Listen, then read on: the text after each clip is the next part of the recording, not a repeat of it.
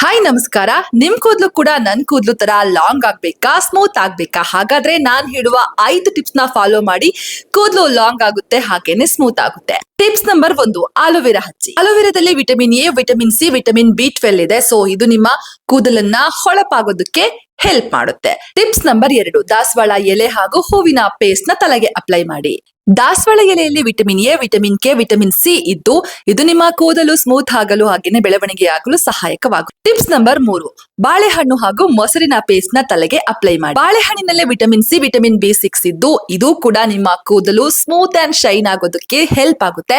Tips number 4, ಮೊಟ್ಟೆಯನ್ನ apply ಮಾಡಿ. ಮೊಟ್ಟೆಯಲ್ಲಿ vitamin A, D, E, K ಇರೋದ್ರಿಂದ ನಿಮ್ಮ ಕೂದಲು ಶೈನ್ ಆಗುತ್ತೆ. ಮೊಟ್ಟೆಯನ್ನ ಯೂಸ್ ಮಾಡಿದ್ರೆ ಅಂಡ್ ಯಾವಾಗ್ಲೂ ಕೂಡ ಅಪ್ಲೈ ಮಾಡೋದಕ್ಕೆ ಹೋಗ್ಬೇಡಿ.